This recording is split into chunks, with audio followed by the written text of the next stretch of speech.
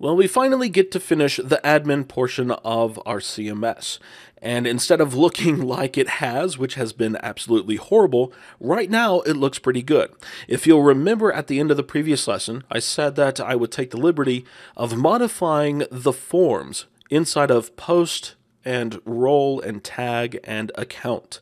I added label elements to all of the visible form fields, and then I added ID attributes to all of the form fields. But other than that, these pages are unchanged.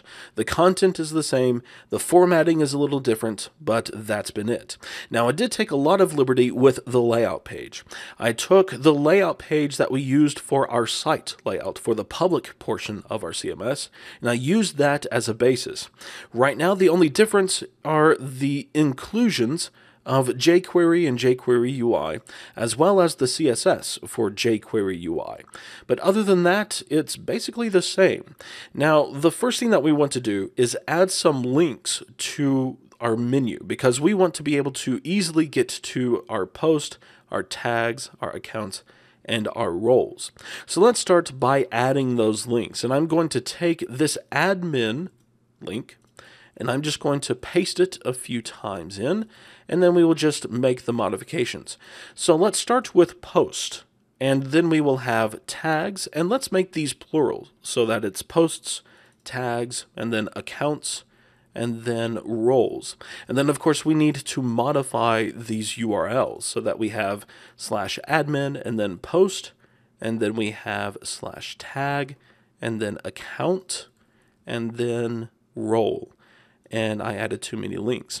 Now, if you'll remember, we do need to incorporate the permissions, because someone that has a role of author and only of author doesn't need to see the links for tags and accounts and roles. So let's first of all wrap all of this inside of an if statement. We want to only show these links for those users who are logged in. Now, this is kind of redundant because only authenticated users should be able to see this at all, but it doesn't hurt to have some layers of redundancy. So let's use our isAuthenticated property, and we want to wrap these links inside of this if statement. And to make things a little bit easier, let's go ahead and let's create some variables that we can use for determining if a user is in a given role. So the first one, we could say var is admin, and then we could use webuser.hasRole, and then userroles.admin. And then we would do the same thing for the editor and the author. We just need to change the name of the variables from isAdmin to isEditor, and then also isAuthor. And then we want to change these values. So editor and then author. And then we want to only display the accounts and the roles links if the user is an admin. So we can add an if statement. If is admin, then we will only display these accounts and roles links. Now for the tags link, we want editors and admins to see that. So we can add checks for both of those. If is admin or is editor, then we will display the tags link. And we should probably add a check to see if the user is an author, an editor, or an admin to show the posts. But right now, we can just leave this as is, because everybody should have the ability to access our posts. So we will leave that alone. And now if we view our admin page in the browser, we should see the links based upon whoever is logged in. So let's go to admin. Let's log in first of all as admin and enter the password. And we see that we have home, admin, posts, tags, accounts, and roles. So that's working well. Now we should also add a link to log out. So let's go back to Visual Studio. And if the user is authenticated, then we also want to display a link that goes to our logout page. So this will go to // and then logout. And then for the text, we can say logout. So let's go back to the browser. Let's refresh. And now we can log out. So let's log out. Let's log back in as editor. And password is the password. Now we see the posts, the tags, and nothing else. So that's great. Let's go back to admin and let's log in as the author. So author and then password, and we should only see posts now. So if we go to posts, we should see our list of posts, which right now we have only one. Now we do need to change this. Instead of showing the author ID, we need to show the username of the author. And we can do that very easily. So let's, inside of post, modify our web grid so that instead of showing the author ID, we want to show the username. Now we can leave the header as author because that is what we are showing. So let's go back to the browser and refresh, and now we should see admin here. And we don't have a link for creating a new post, so let's add that as well. So before we generate our grid, let's just add a link that goes to /admin post and then new, and then the text for this link will be create new post. And that should almost get us finished as far as our post is concerned. Well, it does, except for our delete. Now, for every form that we have, we want to be able to use JavaScript so that whenever we click on the delete link, it will pop up a confirmation box and it will ask if we want to delete it. And if we say yes, delete, then it will send an AJAX request to the handler and then delete that resource. So we need to add some JavaScript, and it would be ideal to use the same JavaScript for every resource, be it a post, an account, a tag, or a role.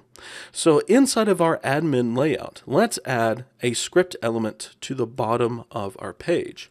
And this is where we're going to put our JavaScript. Now, first of all, we need to be able to find the delete elements within our forms. So we can modify the link that is generated inside of the web grid. So instead of just having an href attribute and then the text delete, we could add some data attributes. Like, for example, we could say that data-mode would be equal to delete. That way we can grab this information from JavaScript and we can send that within our AJAX request because we need that information whenever we send it to our handler. Now, for some reason, Visual Studio thought that I wanted to use Angular here, and I don't. I want data-mode equals to delete. We also need to know where we are sending this request. So let's create another data attribute called action. And we could set this to /admin/ let's see, this is post, so we will go to post.ashx. And then the other thing that we need to send in the request is the resource that we want to delete. Now for a post, that is the slug. So we could create another data attribute and we can call it data-item. And then we could use the value of the slug here. So we could do @item.slug. And then whenever we send the request, we can get this information and include that within the request. So let's go back to our layout page. And we're going to use jQuery to select these links that have the data mode of delete. So our CSS selector is going to be A. And then we want to get the elements that have an attribute called data mode equal to delete. And for every one of these elements, we want to handle the click event. Then we will have an event handler. And the first thing that we want to do is prevent the default action of this element, and that is navigating to whatever is specified within the href attribute. If we do this first, then we don't run the risk of having an error within our code and then navigating to whatever is inside of the href attribute. This way we prevent the default action at the get-go, and we don't have to worry about anything else if we have an error. So after we prevent the default, we need our confirmation box. So we want to ask the user if they want to delete this resource. So we can use not confirm, and then we can say that, are you sure you want to delete this post or this resource? And if they click cancel, then we just want to return because we don't want to do anything else. And we could do this the other way. We could check to see if they do click OK, and then we could put our deletion code inside of the if statement. But by reversing this condition, we can avoid nesting that code inside of the if statement. So then we need to get our data. So let's create a variable called data, and we want to retrieve this element, and we want to wrap that within a $function, and we want to get all of the data attributes. So this is going to get that data dash mode, the action, and then the item values. And this is going to give us an object that's assigned to data. So then we can call the post method. The first argument is the URL that we are sending the request to, and we have that as data-action or data.action. And then we can supply an object that contains all of the values that we want to send with this request. So the first is the mode, and we have that with data.mode. Let's also send something called a resource item. Now we are not checking for an item called resource item from the form, so we are going to have to modify our handlers for this resource item. But here we are going to use our data-item rather. And then if this request is successful, then we want to just reload the page. So for our success function, we can just do location.reload, and then that should work for us. So let's go to our post handler, and let's add the code that's going to retrieve this resource item from the request. So let's go to app code and then handlers and then post handler. And then whenever we create all of these wonderful variables, we need to create yet another. And we want to set it to context.request.form and then resource item. Now, if we have a value for resource item, then we know that it is an AJAX request. And this is going to be useful because way down here at the bottom of this method, we redirect the client to admin post. And we don't want to do that if it is an AJAX request. So here we can add a check to see if string is null or empty and then pass in resource item. If this is true, then we want to redirect the browser to admin/post. Otherwise, we don't want to. And then we also want to pass resource item to the delete post method, because if it is an AJAX request, we do not have a value for slug. It's going to be null. So we can use the null coalescing operator and then use resource item. So for AJAX requests, resource item is going to be used. For normal requests, the slug is going to be used. So let's go back to our layout page. Let's make sure that all of our JavaScript is okay. I think everything's good there. So let's run our application and let's check to see if this is going to work. Let's log in as admin so that we can then try to delete the post. So let's go to posts. Let's click on delete. We get our confirmation box. Now, just for testing's sake, let's go ahead and click on cancel. And of course, nothing works. So, or at least it did work. Nothing occurred. And let's click on it again. Let's click on OK. And we get an exception, it looks like. So let's go to Visual Studio. And we see that we have not been able to validate the anti-forgery token. So we need to include the anti-forgery token inside of this else statement. Now we do include it up here inside of our form, and it would be nice to be able to just use antiforgery.getHTML once, but we can't really do that because in this case the anti-forgery token has to be inside of the form. The only alternative is to submit this form with JavaScript. And at some point later down the road, we might want to do that. But for right now, I don't want to. So we need to go ahead and add the anti-forgery token here. So anti-forgery token and get HTML. And then we need to change our JavaScript to retrieve that value. So let's create another variable. Let's just call it token. And we first of all want to retrieve the input element that has a name equal to __ request verification token. And then we want to get the value of that input element. So we will use the val method. Then we will want to use this token value as the value for a property called __ request verification token. Now let's make sure that I did type that correctly. Request verification token, that looks correct to me. And then we will set that to equal to our token value. So after refreshing the page, we will click on delete, click on OK, and now we run into another issue. We ended up in create slug. So let's look at the code. Let's see what exactly is going on. So we first of all validate the anti-forgery token. Then we go through all of this stuff. We get all of the data from the form. And then we get to here for create slug. So we need to either move our check for the mode to delete up here before we do anything with the slug, or we can add a check here to see if the mode is not equal to delete.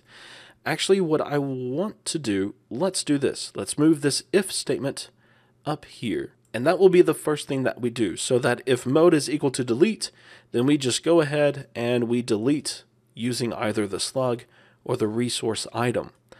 Otherwise, then let's add an else statement.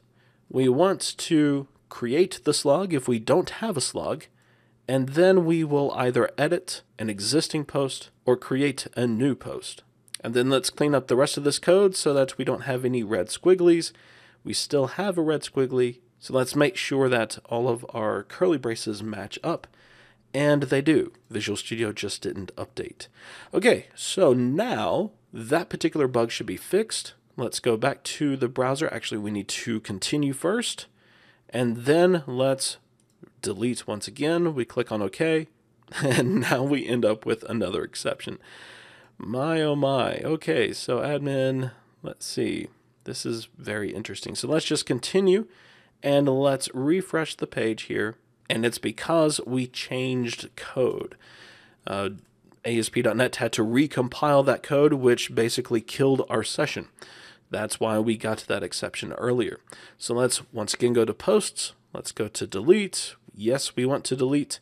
And finally, it worked. And so now we just need to make the same modifications to the other files, to the other handlers, as well to the other CS.html files. So let's start with account handler. And let's copy some of this code. Let's copy this resource item variable so that we can paste it in here. And then we can go ahead and use resource item here because we are automatically checking to see if it is delete. And we can use resource item like we did before. Then we need to add a check for the resource item to see if it is null or empty. And if it is, then we want to redirect the client to admin/account. And we shouldn't run into any other issue because we are checking to see if the mode is delete first. So account handler should be complete. Let's go to role handler. Let's add in that variable. So let's once again copy that line. Let's paste it here. And the first thing we do is check the mode. So we shouldn't run into an issue here. So let's once again use the null coalescing operator for the delete. And then we will specify resource item there. And then we need another check to see if resource item is null or empty. And if so, then we will redirect. Let's open up the tag handler and let's make sure that we don't have any weird issues that's going to occur here. Let's grab the variable, let's paste it in. We first of all check to see if the friendly name is null or whitespace. So we would run into the same issue that we did with the post handler. So let's do what we did with the post handler. Let's start by checking to see if mode is delete. And if it is, then we will pass in the friendly name or we will pass in the resource item. Then we will have an else statement where we will then check to see if friendly name is null or whitespace. And then we will have the code for editing or creating a new tag. So let's get rid of that trailing else. We need an if statement, if string is null or empty, and then item or resource item rather. And if that's true, then we want to redirect the browser.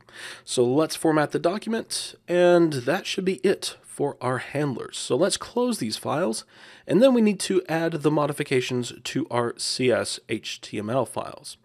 So let's open up account and then role and then tag. And basically what we need to do is add the anti-forgery token to all of these pages. So let's scroll down to the else. Let's just paste that in and we'll do it one page at a time so that we don't forget any steps. Then account. And then we need to add the attributes that we added to the delete link. The data-mode, the action, and the data-item. The value for the item is going to be different, of course, based upon what resource that we are trying to delete. So for the tag, we want to use the URL friendly name. So we will just specify that there for our item, and that should be it for the tag. So let's go ahead and close that file. For the role, let's paste in those attributes, and we want to use item.name for the data-item value. So let's close that file. And then for account, I believe we use the username. Yes, we do. So let's change item.slug to item.username. And then that should be all that we need to do there. No, that is not all that we need to do there, because we need to change the action. So let's do account.ashx. We need to open up the other files, which were the role and the tag, and we need to change this action. So for the tag, we want to go to tag.ashx, and then for role, it will be role.ashx. So that should be everything. Let's make sure that it works, though. So let's go to our web page. Let's log in with our admin credentials. We already tested our posts, so let's test our tags. Let's delete the second tag, and that worked great. So let's go to accounts, and let's delete the author account. We no longer want him to be able to do anything, and we run into an issue with the roles. And this is the same issue that we had with our posts. If you'll remember, we kept having issues with the tags for a post. So we need to make some modifications here. So let's hit continue, and let's move on to roles just to check to see if roles work. Let's get rid of the author role. Yes, we do want to delete that, and voila, that is gone. Let's go ahead and add it back in so that we don't have any code that doesn't work. And then let's go back to accounts. So we need to make the same modifications to the account handler that we made to the post handler. So we first of all need to check to see if user roles has a value. And if it does, then we want to use that to split on a comma and then convert those to an integer. So we will use the not string is null or empty, passing in user roles. And then we want to set roles equals to this statement here. Now we do need an IEnumerable of int. So let's create that variable, IEnumerable of int. We will call it roles, and we will initialize it as a new integer array. And then that should work, although the syntax here is incorrect. So this should make that code work. We shouldn't run into any other issues here. So let's run the application once again. We want to log in as admin, and then we want to check to see if we can delete the user. So admin and password. Let's go to our accounts. We will delete the author, and that should work. It does. Hooray! And so now the only thing that I can think of that we need to do is inside of the create new post form. Whenever we click on the date published, it would be nice to pop up a little date picker. And we have that ability with jQuery UI. So let's go back to Visual Studio, and inside of post.cshtml, let's add some JavaScript. We have a section within the admin layout that is called scripts. And we can add this section to our post.cshtml file. So at section and then scripts, and we want a script element that will contain JavaScript to select our date published field. Let's go ahead and grab that ID, post and then date published, and we are going to use the $ function. We will specify the element with that ID, and then we just want to call the date picker method, and that should give us exactly what we want. So let's go back to the browser. Let's refresh, and we should see that date picker pop up. So let's add a new post. Let's say that this is to test date picker. The content doesn't matter, the slug doesn't matter, the date published, let's choose June 1st, and the first tag, and submit. And there we go. We now have the ability to easily pick a date whenever we create a new post or whenever we edit the post. And with that one little simple change, we now have a working, simple CMS.